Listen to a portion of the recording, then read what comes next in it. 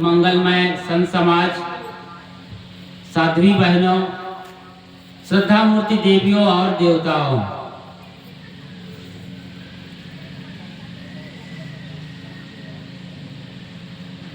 सत्संग से जीवन कैसे बदलता है।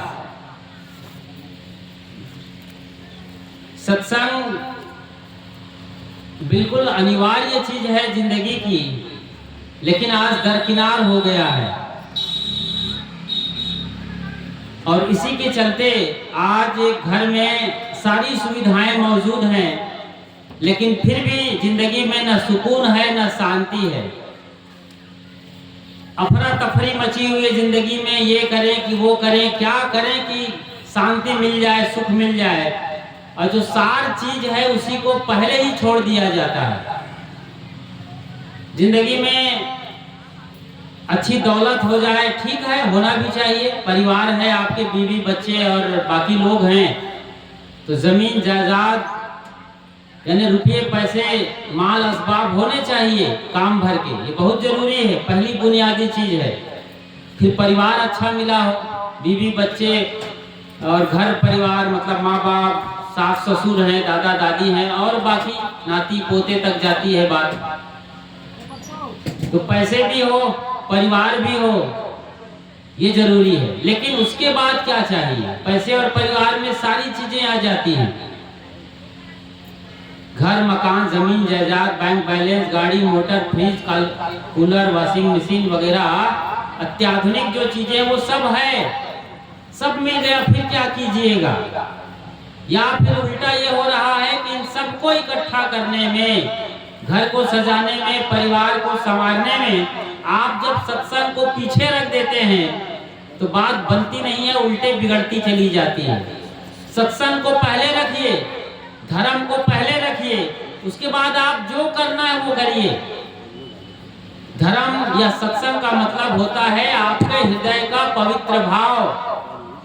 आपके अंदर इतनी पवित्रता आ गई है, इतना साफ सुथरापन आ गया, इतनी ईमानदारी आ गई है, इतनी मानवता से आप भर गए हैं कि आप जो भी करते हैं वो काम पूजा बन जाता है।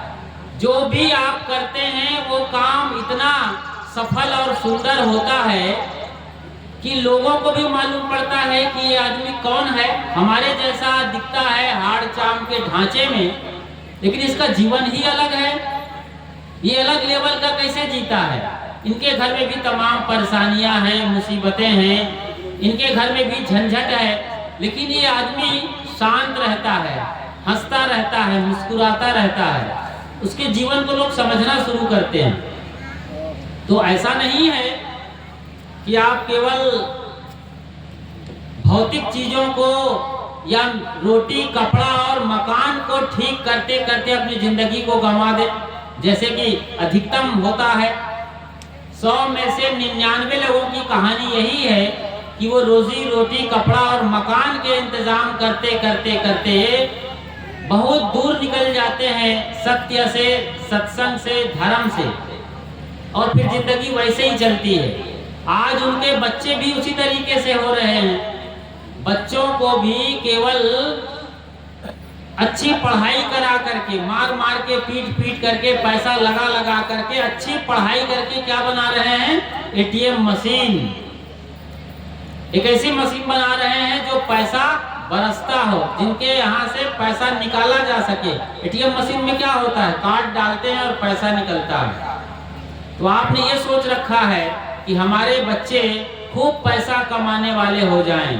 ठीक है, हो जाएगा, लेकिन आपने आज अच्छा संस्कार नहीं दिया तो कल वो आपको बेकार कर देगा, आपकी जिंदगी पर वो रोड़ा बन जाएगा, मुसीबत खड़ी कर देगा, न जाने कैसे फैसला ले ले और क्या कुछ कर दे, या घर को बेच दे और कहाँ चला जाए। ऐसी कितनी घटनाएं होती हैं, आपने ये सब देखा है, सुना है। शायद यहीं कहीं गुजरात का या कहीं दिल्ली का वो लड़का रहा है जिन्हें पढ़ाया उसके माँ बाप ने, वो अमेरिका या यूरोप चला गया, बढ़िया पढ़ाई कर रहा था, जॉब लग गई, सैलरी आने लगी, पैसा मिलने लगा, बाद में किसी लड़की से उनकी शादी भी हो गई। जब घर लौट के आया तो माँ बाप हैरान और परेशान थे कि अपने साथ एक दुल्हन लेके आया था, सोच रहे थे कि हम हाथ पीले करेंगे, लेकिन अब जा करके बेटा खुद अपना पूरा दिल दिमाग रंग के आ गया था। 7 रंगों से शादी कर लिया था, दुल्हन ले आया था और बाद में बताया कि पिताजी माँ जी हम बढ़िया घर भी बना लिए हैं वहाँ, अब यहाँ कहाँ भारत में रहोगे, चलो अमेरिका।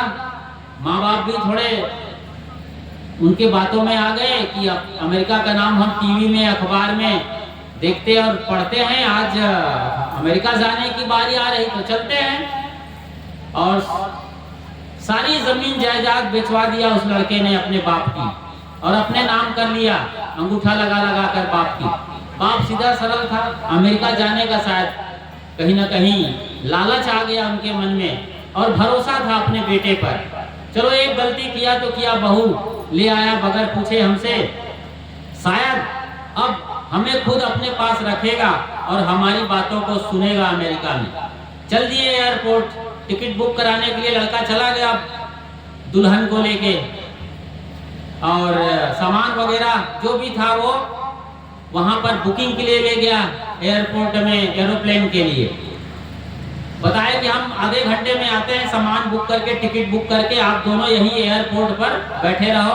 माँ बाप छोड़ दिए गए, बैठे रहे। आधे घंटे की बात थी, घंटा भर गुजरने को आया। बाप को बेचैनी हुई कि हो क्या गया, बड़ी मुश्किल की हालात दिख रही थी। घंटा 1.5 घंटा हो रहा था, पूछताछ शुरू किया। एक आदमी जाकर के इंक्वायरी किया कि अमेरिका जाने वाली जो फ्लाइट थी उसमें अमुक नाम के ये लड़का और लड़की या पति पत्नी जो भी हैं, उन्होंने पूरा इंक्वायरी किया और पता चला कि बाबूजी, वो आके बताया बाबूजी वो फ्लाइट जिसकी आप चर्चा कर रहे हैं, जिस लड़के और बहू की चर्चा कर रहे हैं, वो 1 घंटे पहले ही रवाना हो चुकी है। सोचिए जरा, ये इस देश की कहानी है, रियल स्टोरी है, जिसे धर्म प्रधान देश कहा जाता है। कभी विश्व गुरु रहा है, तमाम संत गुरुजन हैं, तमाम मत मजहब और परंपराएं हैं, रीति रिवाज हैं। धर्म का जहां पग पग पर बोलबाला है, वहां आज ये हालत हो गई है कि उनके ही बच्चे सरेआम उन्हें धोखा देने के लिए तैयार बैठे हैं। ये कहां जा रही है? परवरिश की बात होती है, अच्छे संस्कारों की बात जब आती है तो यहाँ माँ बाप और बड़े बुजुर्ग चूक रहे हैं। वो माँ बाप जिनकी उम्र 50 के ऊपर जा रही थी, एयरपोर्ट में छोड़ दिया गया था मरने के लिए, उनके पास जेब में 5 पैसे भी नहीं थे कि वापस रिक्शा से कहीं घर जा सके या होटल में जा सके, कहीं जा सके, कोई इंतजाम नहीं। एकदम नंगा करके छोड़ दिया अपने माँ बाप को। मैं तो कहूँगा नंगा शब्द भी बहुत छोटा है, बिल्कुल जिंदा मार करके मुर्दा कर दिया था, बेजान लाश। कोई बचाया होगा, कोई फरिश्ता आया होगा, किसी ने सुना होगा, किसी के अंदर धर्म रहा होगा, कर्म रहा होगा, तो आदमी आया होगा और बचाने के लिए कुछ जुगत लगाया होगा। ऐसी कितनी घटनाएं हो रही है, ये बहुत बड़ी घटना थी, इसलिए पता चल जाता है। ऐसी दर्जनों घटनाएं रोज रोज होती रहती हैं। गांव समाज में भी यही हो रहा है, गांव में पहुंच गई है बात, तो आप क्यों नहीं ध्यान दे रहे हैं? सत्संग केवल ऐसा नहीं है कि मंच सजा दिया जाए, गद्दी लगा दी जाए, पंडाल व्यवस्थित तरीके से हो, भोजन भंडारा का इंतजाम हो जाए। ये क्या है जानते हैं? इतना कुछ करना, सिर्फ पत्तल बिछाना है, पतरी, डिस्पोजल प्लेट बिछाना है, अभी भोजन नहीं आया है। इतने से सत्संग नहीं होता है। और जो परोसा जाता है वो केवल व्यंजन है। कई प्रकार के भोग हो सकते हैं, 56 भोग की बात जब आती है तो कई व्यंजन आपको परोसा जाता है, भजन के रूप में, प्रवचन के रूप में, सत्संग के रूप में और भी कथा कहानियों के रूप में। ये सब व्यंजन मात्र पत्तल पर या डिस्पोजल प्लेट पर आपके सामने परोसा गया है। क्या इतने से पेट भर जाता है?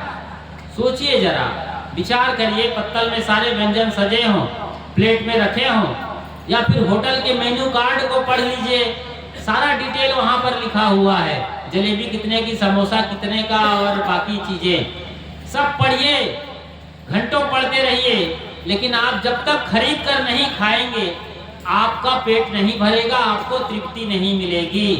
तो सत्संग में आना अच्छी बात है। आपके सामने प्लेट आ गया, व्यंजन भी आ गए, जब उसे आप खाते हैं, हजम करते हैं, तब सत्संग शुरू होता है। तो सत्संग का मतलब इतना कुछ नहीं है कि पंडाल सजा दिया गया और आप बैठे हैं और बढ़िया कथा चल रही है।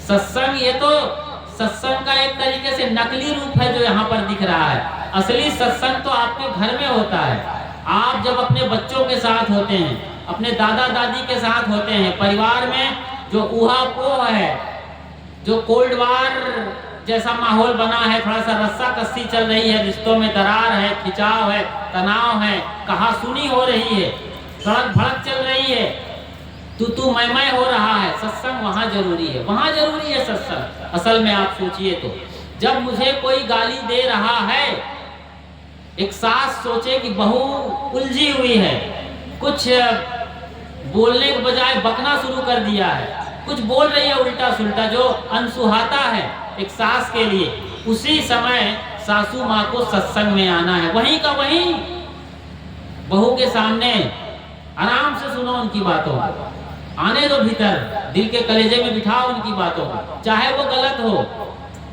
दो बात हो सकती है, या तो बहू गलत हो सकती है, या तो सास गलत हो सकती है, दोनों गलत नहीं हो सकती। आपकी गलती नहीं है, फिर भी बहू कुछ बोले जा रही है, तो ध्यान मत दो, गलती आपकी है ही नहीं, बोलने दो, उनके अंदर भड़ासा निकल जाने दो, आज पूरी तरीके से खाली होने दो। गलती है तो बर्दाश्त करो, आराम से रहो और सोचो अंदर अंदर कि अपन 2-4 घंटे बाद देख लेंगे, कल देख लेंगे, जवाब देंगे, क्या फर्क पड़ता है।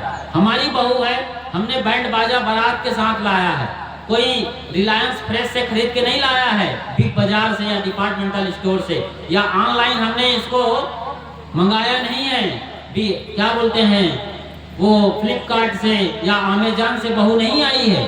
आप घर गए हैं, देखे हैं, रिश्ता तय हुआ है, बहुत सारी बातें हुई हैं, और शुरू के दिन में वही लड़की जो बहू के रूप में आपके अंदर अभी आपके सामने आग उगल रही है, वो बहू लक्ष्मी कहलाती रही है।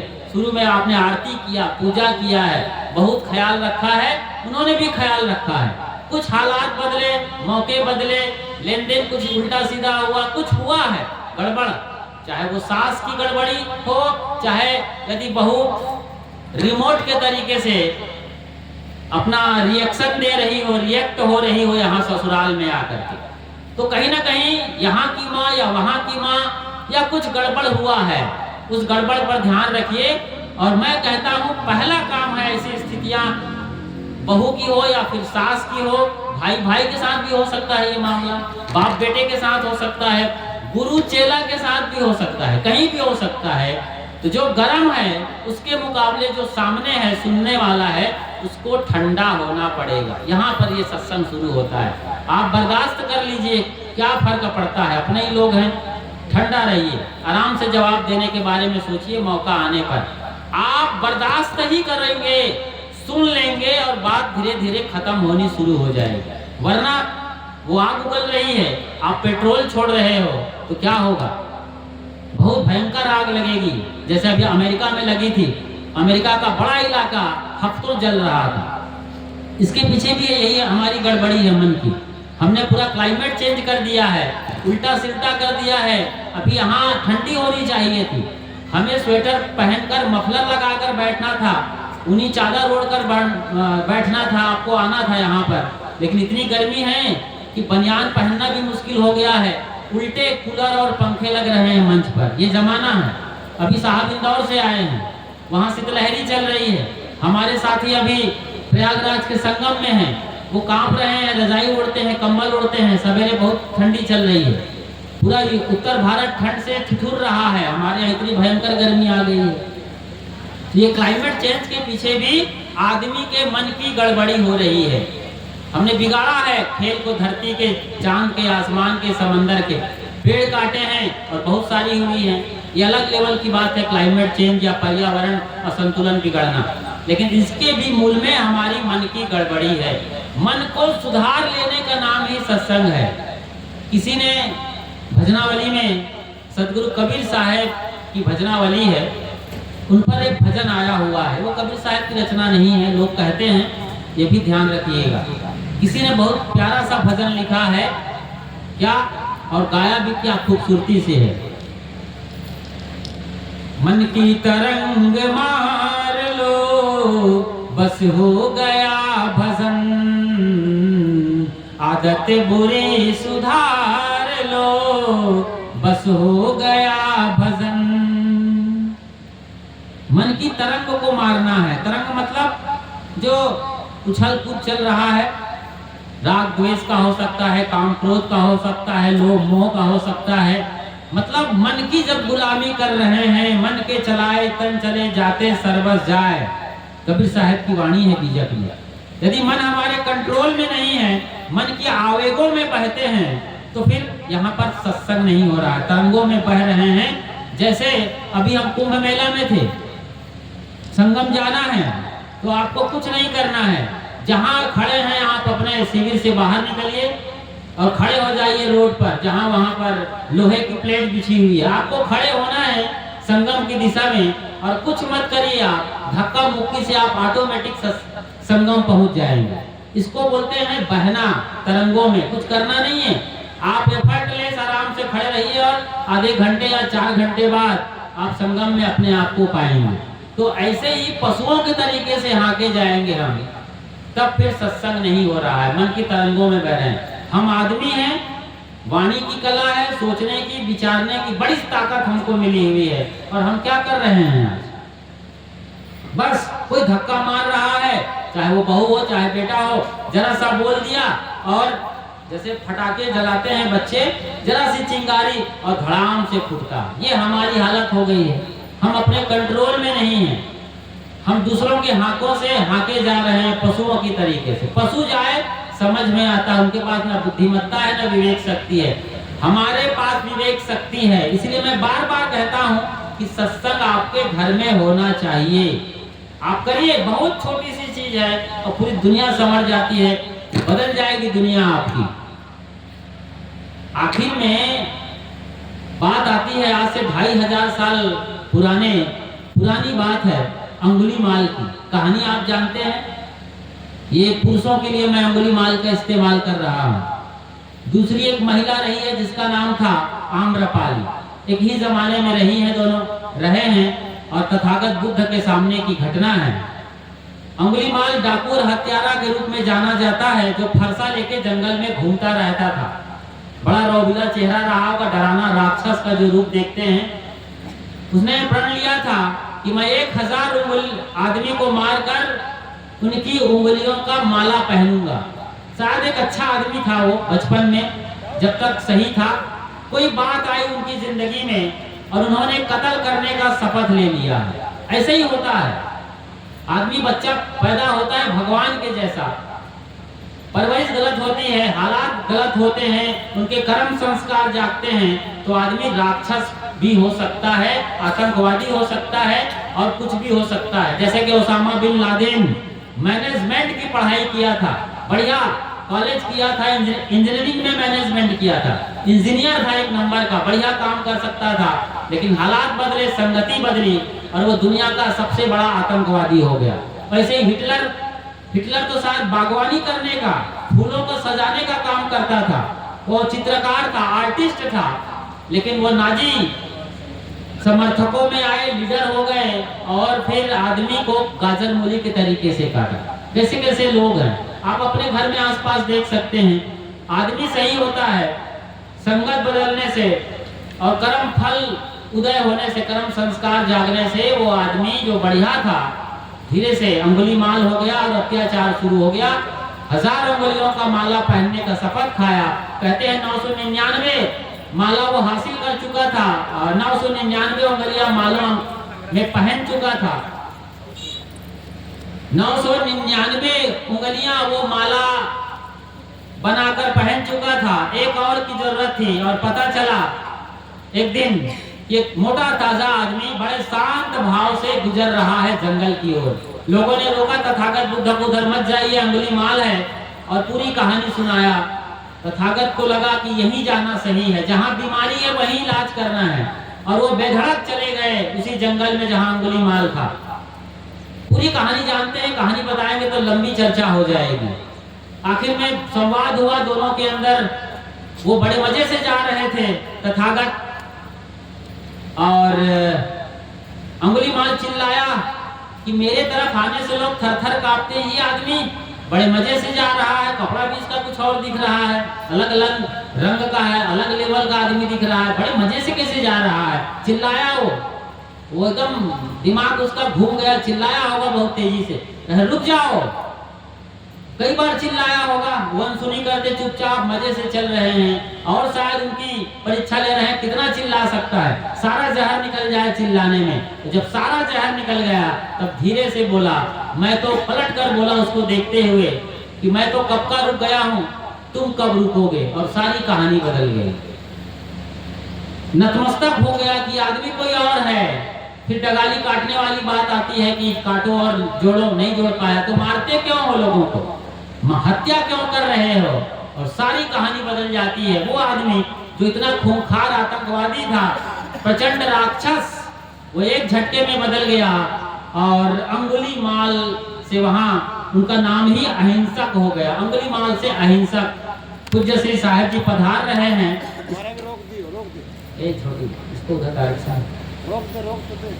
साहब जी के स्वागत में आप अपनी जगह पर खड़े हो जाएं और स्वागत करें ताली बजाकर।